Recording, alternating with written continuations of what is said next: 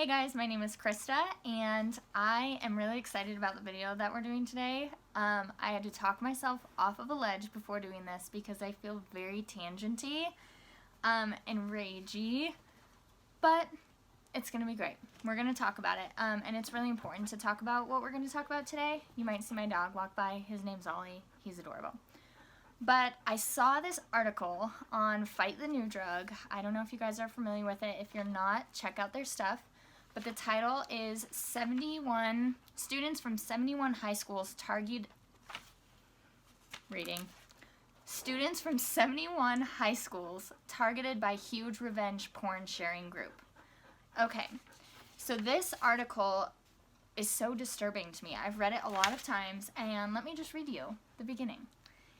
Here's how it works. Young men use the site to nominate a specific high school or region they are fishing. Reading. Here's how it works. Young men use the site to nominate the specific high school or region they are fishing for nude photos from, along with the full names of girls they are hunting. Hundreds of individual names have appeared on the wanted lists, including the names of sisters and entire high school friendship circles. So this is an article about men, boys, whoever it is, who all have access to this site. And remember in the olden days, when we traded things like Pokemon cards or baseball cards or anything other than nude and pornographic images of young girls. So this site is essentially that. It's a trading card site for nude or revealing photos of girls, and they're targeting girls. So saying, hey, do you have so-and-so from this high school? And they essentially put some sort of a reward or a bounty on that. So whoever gets the win on that is rewarded. Once a girl's name appears on the list, other members of the group then contribute by posting identifying information about the intended victim, such as her full name, face, school, home address, phone number, along with directives like, go get her, boys. Any wins, the term used for nude photos, of the nominated target are then uploaded or offered in exchange for a trade. Some targets are so sought after that the bounties have been offered for any user who can post a win. So, this should make you feel ragey as well. And the reason that this bothers me so much is because a lot of the girls don't know that this is even happening. So in the mind of a lot of girls, they are thinking, oh, sending photos, sending pics, sending nudes is just normal practice. It doesn't mean anything. I like this guy. You're being trained into believing that certain behaviors are harmless, they're normal, they're fine, no big deal.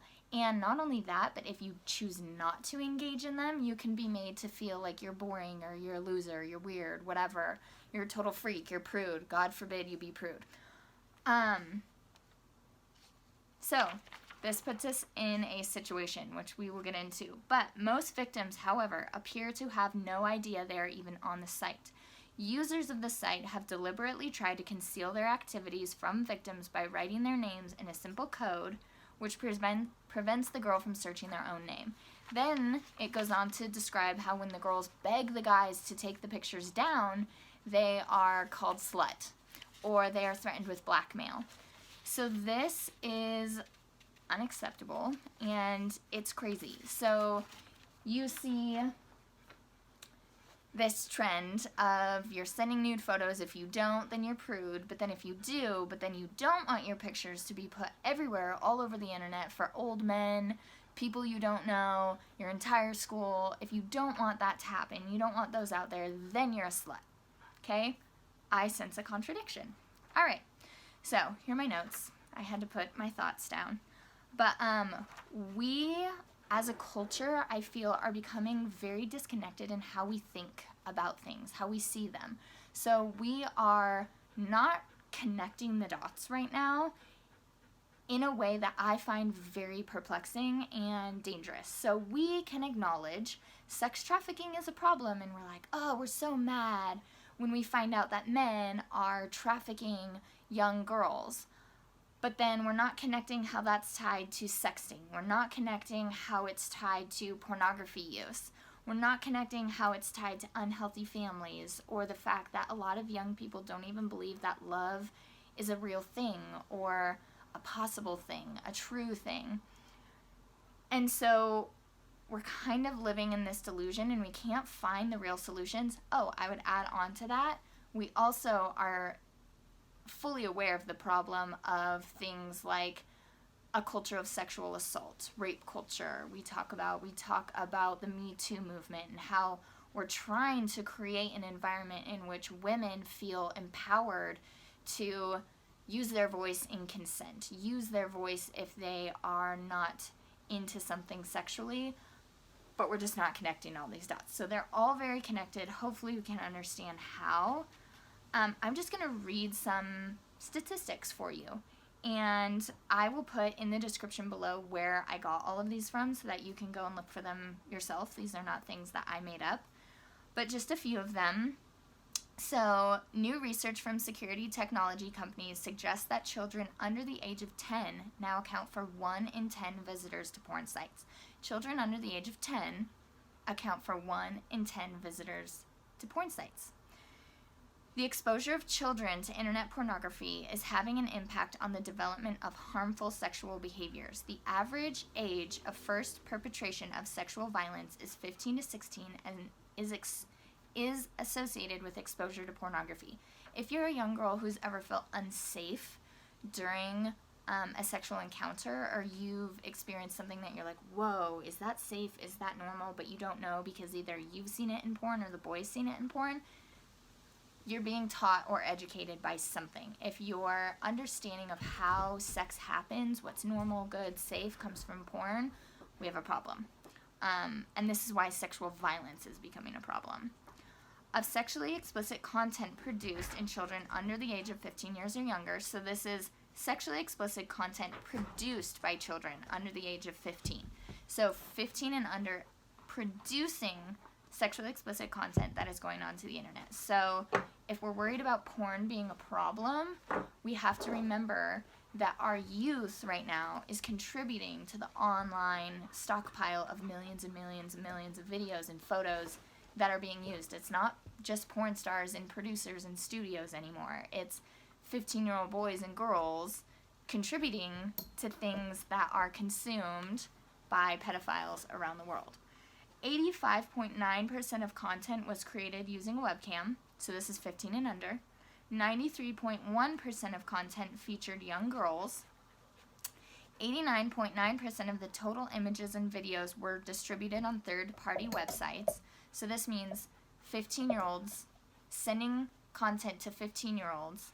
So sending it to your friends, it's making it onto a third-party website that can be viewed by anyone in the world.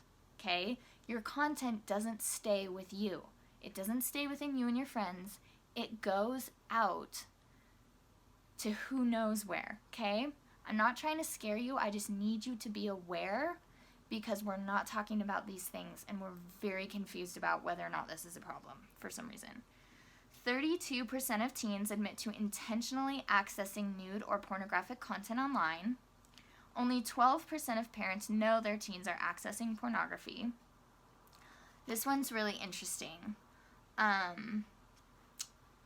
Where was it?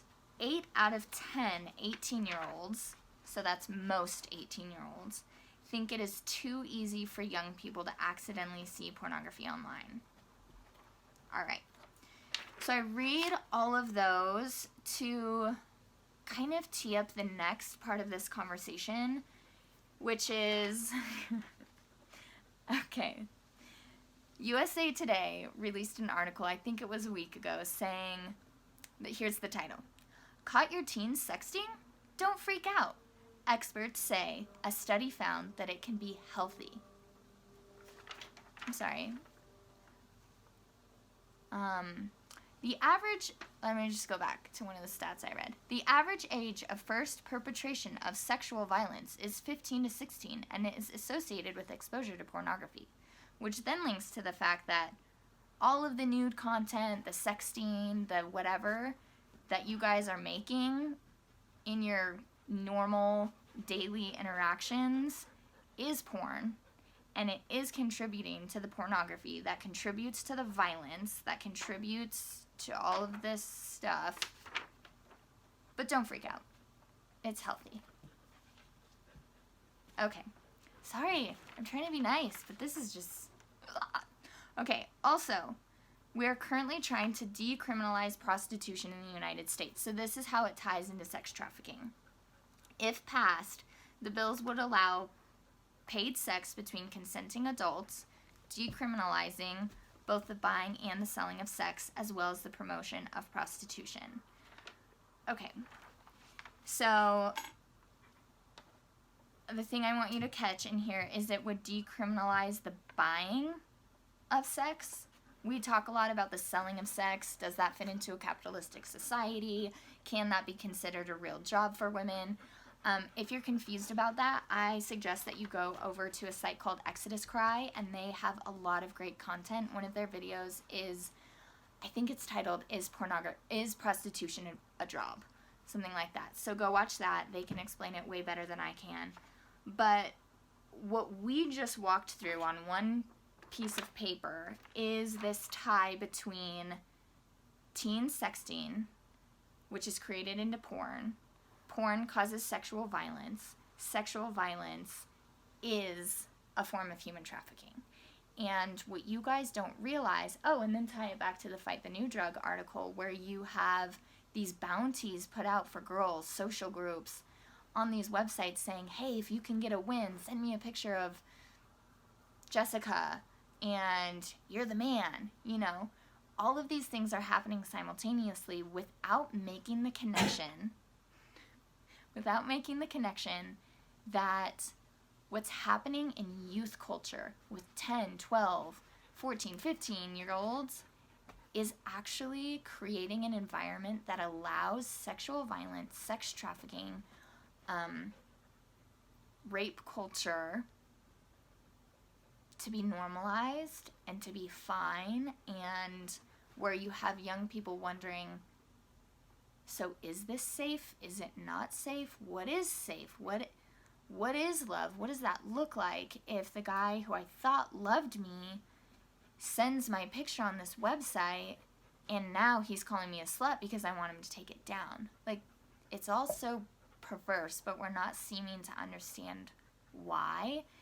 And I guess the point in making this video is multifaceted in the sense that, one, I want to challenge young people to pull yourself up and out of your current social setting. So I know that it is so extremely tempting to just want to fit in or flow with the crowd or not cause a ruckus, whatever that is. You just don't want to be labeled something that is going to make it hard for you. And I get that. And you want to be chosen, or you want to be cool. You want the guys to fist bump you in the locker room for having so many women. And then girls want to just, honestly, if I had to break it down to one thing, it's you just want to be chosen. You want to know that whether it's the girls or the guys, that you're just not wrong or weird, or your existence can be validated in some way. And I think that that's what we're all looking for, is some sense of meaning. But that is being diminished to this quick flash in the pan, how do I fulfill my desire right now? And how do I get what I want or I need right now, meet the immediate need? And this is just really, really, really dangerous. And unfortunately, hundreds of thousands of girls are contributing for free, and with their consent, for the most part, contributing their bodies, their selves, to the stockpile of the online porn, everything. Videos, photos, all of it. You don't even have to be a porn star anymore. It's just, you've given it. And so I want to challenge women to really, really, really consider what that means for you, what it means for young girls, what it means for the future of love and intimacy and family and what you can do to participate in changing that. And then I want to challenge men. That's a different video. That is a totally different video. But I want to challenge men to actually consider what honor looks like. And what does it mean to be a man of honor? And if you are going to respect a woman, what does that look like? I know it's going to cost you. It's going to cost you something with your friends. But what does that look like? Because the only thing that stops bad men is good men. And we cannot have these conversations as a culture about how do we empower women while simultaneously making it seem like the only way to empower a woman is to sexually empower her. We can't have these conversations about equality of men and women if we continue to just meet the immediate sexual need of men. And if we continue to not uphold a sense of honor, it just comes back to honor to me, because your body is something that is so honorable. It's worthy of your respect. And I'm sorry, but that just comes at a cost. We can't be sending pictures to everybody and then wondering how we got to this place of feeling like love has no meaning and it has no purpose. So again, tying together these steps of 15-year-old sends a photo to a guy shares it with his friends or whoever, somehow it makes its way online to some distributor, third party. Then that becomes the source of all online pornography. That is the number one cause of human trafficking, just so you know. Not one sex buyer in all of time has become a sex buyer independent of the use of pornography. So if we are complicit in the use of porn and we are contributing to its creation, and then at the end of the day going, why does nobody respect each other? Why does nobody know how to love and honor and uphold one another? You can see where this just becomes confusing. So I would like to talk about this more. I just wanted to point out how it makes zero sense, no sense. And so if you are a young girl who feels incredible shame for the way that you have been treated online, I don't know if somebody watching this has sent a video and had it distributed. I don't know if you've sent stuff that you really, really, really regret. There is hope for you, and I would encourage you to reach out to us on our Instagram at Girl Above. And I want you to know that nothing, no matter where it goes, no matter what happened, nothing that you have done has deemed you unworthy. It's not deemed you dirty or unlovable. The word slut to me doesn't carry a whole lot of weight. I think it's just a word that's thrown out a lot. I have been called that. That's part of my story. Watch my video on shame. But I don't want that one word to be the word that you say, okay, this was labeled to me, so yeah, I am that. That is who I'm going to become. And then start to believe that you don't have a voice and that you don't have permission to set boundaries or have expectations, or to assume that there's such thing as a good man, or that, you know, all men only want one thing, which is sex, and that's not true. Unfortunately, a lot of men have gotten very confused in what a healthy relationship looks like. But I just want to speak to the girls who have felt so ashamed, or maybe you have been sexually assaulted or something has happened. These are things that are so deep and they need such healing. And this video is not intended as an attack on that, but more to point out some of our blind spots culturally and to help warn all of you guys, if you're teenagers or college, that this behavior is not safe. It's not normal. It's not good and right. And it's just not honorable. And I believe that we are people who are trying to find our way back to honoring one another, but we're just not we're not getting it. We are missing it by a lot. So, I don't know. this is a conversation that needs to happen a lot more. I did make a video recently about how girls are trafficked online, and if you go watch that, you will learn that a lot of how girls are trafficked is through social media. And so I just want to really be educating girls about what it means to be safe, because it's not safe. It is not safe. It puts you at such risk, emotionally, physically, mentally, everything, to be snapping any photos of yourself in any way that could potentially be compromising. You just don't know where it's going to go. You don't know whose hands it's going to land in. And if it costs you a date or two, if it costs you a guy, that's okay, because he's not a good guy. If his entry point into dating you is physicality, is your body, is manipulation, is saying, hey, you have to send me this, or you have to do this, you don't want to date that guy. Okay? If it costs you a guy, that is okay. You have to know that you can respect and honor yourself, because you were designed with purpose and dignity. Okay? Let's have more of these conversations. Let's do it. The great thing about the internet is that everybody can give advice. I'm just seeing a lot of terrible advice. And the advice looks like everything goes. There's no reason to have any sort of restraint. Just meet your immediate needs physically and seek nothing but pleasure. But that is destroying us. I'm a teacher. I'm a coach. I work with teenagers. I know that the heart and soul of our young girls, you guys are not doing well. You're not thriving, okay? It's hard. You're wondering if you're worth anything, and that's because we're just stuck in these cycles of like contradiction and confusion. And so if we have questions, let's talk about it. All right. Love you guys. Thanks for listening. This is a long video. Have a lovely day.